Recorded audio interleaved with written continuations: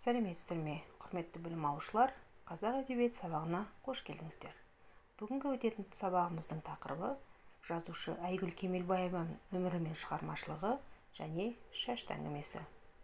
Бүгінгі сабағымыздың мақсаты әдеби шығармаға сюжеттік композициялық талдау жасау арқылы идеялық мазмұнын түсіну, ұлттық құндылықтардың маңыздылығын контексттермен үндестіру және кейіпкерлерге сипаттама беру. Бүгінгі сабағымыздың бағалау критерийі әдеби шығармаға сюжеттік композициялық талдау жасайды, идеялық мазмұнын түсінеді және кейіпкерлерге сипаттама береді. Қоғамдағы түрлі тақырыптарда, сан алуан әлеуметтік, тарихи тақырыптарда қалам тербеп, қазақ әдебиетінің қарымды қаламгеріне айналған Айгүл Кемелбаева қай жерде туып өскен? Айгүл Кемелбаева 1965 жылы 21 наурызда Шығыс Қазақстан облысы Абай ауданының Құндызды ауылында туған. 1984-87 жылдар аралығында Қазақ ұлттық университетінің журналистика факультетінде оқыған. Қоңыр қағаз әңгімесі шығармашылық конкурстан өтіп, 1989 жылы Мәскеудегі Максим Горький атындағы әдебиет институтының проза бөліміне қабылданып, оны 1994 жылы бітіріп шыққан. Айгүл Кемелбаеваның қандай шығармалар бар? Жазушының ең алғашқы тырнақалды туындысы мектеп қабырғасында 10 сыныпта оқып жүргенде жазған 7-ші құрлыққа саяхат деп аталады. Бұл шығарма балаларға арналған. Бұдан өзге проза саласында жазушының Майя атты повесі және Ер төстіктің дүниеге келу атты әңгімесі жарық көрді. Жазушының Көкенай мен Қалқаман атты эпикалық прозасында Шәкәрім Құдайбердіұлының Қалқаман мамыр поэмасының желісімен нәзирашылдық дәстүрге жазылған. Зерттеу мақалалары, эсселері, аудармалар жарияланған. Шығармалары бүгінгі таңда орыс, әзербайжан, белорус тілдерінде аударылды. Құрметті білім алушылар, экрандағы суреттерге назар салып, бүгінгі тақырыпты болжап көрейікші. Қарап отырғандарыңыздай, бұл шапқыншылық, яғни жаугершілік заманын бейнелейтін суреттер. Шапқыншылар өзге елді тұтқындап, жылқыларды барымталап, үлбіреп тұрған қысылу қыздары мен батыр ерлерін еріксіз алып кететін. Ұлы даланың қатаң ережелерін бойжеткендерді күң етсе, ер азаматтарын құл қылатын. Жалпы шашты әңгімесіндегі шығарма кейіпкерлері кімдер? Айгүл Кемелбаеваның шашты әңгімесі ежелгі түрікпен елінің Әмударияны бетке алып, сыр бойы қыпшақтан алған қалың жылқыны дүркірете қуып, онымен қоса 11 жасар баланы құлдыққа жегуінен басталатын шығарма. 11 жастағы Кенжебек атты баланы түрікпен елінде қандас бауыры Тасқұл шалға тап қылады. Шығарманың негізгі сюжеті осы екі кейіпкер айналасында өрбиді. Екеуі ара диалогтан баланың Тасқұлға көмекші ретінде қалдырғандығын ұғамыз. Шығармада қайноғайсың деп жөн сұрасқан шалға, аға, біз Қыпшақ, атам аты Ерторы, әкемнің аты Құлпейіс, анамның сүт кенжесі Кенжебекпін деп жауап береді. Көңілі босаған балаға, ай күн жарықсыз болмас деп дем берген шал, ат құлағында ойнап өскен қыр баласына сүйсіне қарайды. Баланы осылайша таныстырған жазушы енді қайноғайсың деген сөзді Кенжебектің аузына салады. Оған шалдың тегін сұраған жат болмайды, қаңлы десем көгім қазақ дегенім, қарағым деп жауап береді. Жылқысының да қазақ екендігін осы үзіндіден аңғарамыз. Шығармадағы Тасқұл шалдың шын есімі емес. Бұл басына түскен тағдырына назаланып, азбан құлға айналған шалдың өзіне өз қойып алған аты. Тасқұл, яғни тастай сіңген құл деген мағынада. Құрметті білім алушылар, шашты әңгімесінің сюжеті енді бізге таныс болды. Енді бұл шығармаға композициялық сюжеттік талдау жасап көрейік. Бірінші тапсырма. Шығармаға композициялық талдау жасаңыз.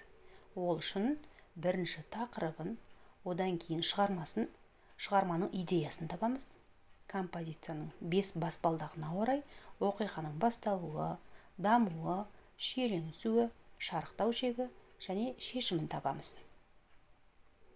Ендеше Дұрыс жауабын жазып көрейік. Шығарманың тақырыбы шапқыншылыққа ұшыраған елдің күйі. Идеясы ер азаматтардың ар намысы. Оқиғаның басталуы Кенжебектің жау қолына түсуі. Оқиғаның дамуы Кенжебек жылқышы шалды кездестіруі. Шиеленісуі Кенжебектің бәйгеге қатысуы. Шарықтау шегі Кенжебектің жау қолынан қашуы. Шешімі елге оралуы. Ал енді екінші тапсырманы орындайық. Үзіндіні оқи отырып, жылқы малына деген ата-баба көзқарасына баға беріп көріңіз. Өз жауабыңызды дұрыс жауаппен салыстырып көріңіз. Қаш жүйрік Қыпшақұлдың тақымында кеткенде, түрікпендер жер сабалап қалады. Ер қанаты ат өлсе, адамнан кем көрмей, көр қазып жерлейтін. Ең асыл тұқымның жалын тірі жанға сипатпай, ерін құпия сақтайтын. Қисапсыз қазынаға айырбастамас, антқа берік болатын. Айтулы батырлары ұрыста өлген атының басын ардақтап биік тауға қоятын. Тұлпардан айырылуды өлімнен кем көрмейтін қайсар қазақ, түбі ер түрік Оғыз Қыпшақ нәсілі жылқы десе еліріп, шалқ шалғаннан бетер есі кетеді. Қазақ атқа мінбесін. Қазақ атқа мінсе, бір дене бір жанға айналып кетеді. Қашса құтылады, қуса жетеді. Шашты тарихта болған адам. Ол Алаш арысы Мұстафа Шоқайдың бабасы.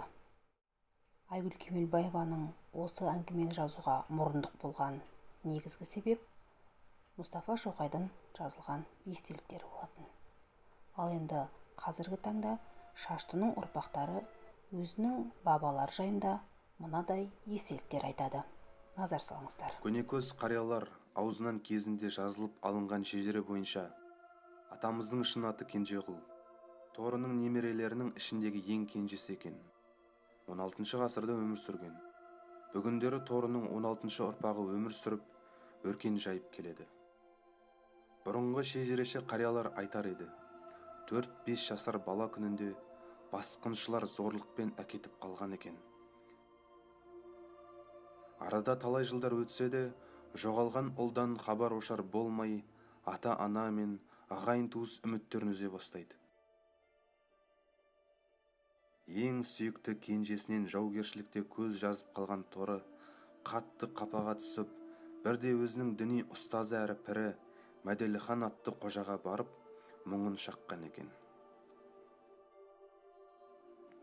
Мәделіхан Қорасан атаның тікелей ұрпағы, аузы дуалы, қасиетті кісі екен дейді. 4-5 жасында із-түзсіз жоғалып кеткен Кенжеғұлдың табылған кездегі жасы сол тұста 18-19 шамасында болса керек. Алладан кейінгі жарылқаушы Мәделіханға көп алғысын айтып тұрып, дуагой қариядан бата сұрағанда Қожекең өзі де бір қиын жерге тұтқынға түскен екен. Күндіз құлдық қамытын киіп, қожайынының қызметін істеп жүреді екен де, түнде терең шұңқыр зыңданда жатады екен. Сол тереңнің түбінен алып шығудың өзі недәуір қиындыққа түсті. Сонда баланың жалбырап өсіп кеткен ұзын шашы әжетке жарады. Шашынан сүйреп, әзер тартып шығардық-ау дейді. Бұл бала шашының ұзындығы арқасында құлдықтан құтылды. Енді бұдан бұлай ат есімі Шашты болсын. Әңгімеде жазушы қос кейіпкердің тағдырын суреттеу арқылы ұстанымын айқындай түседі. Бұл адам бойындағы туған жерге деген ыстық сезімнің еш уақытта тарқамайтындығы.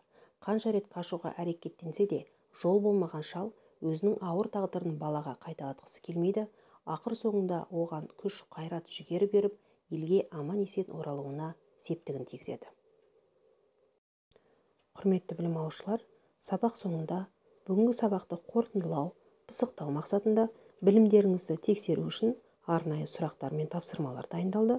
Осы сұрақтарға жауап бересіздер. Осымен бүгінгі сабағымыз аяқталды. Сау болыңыздар.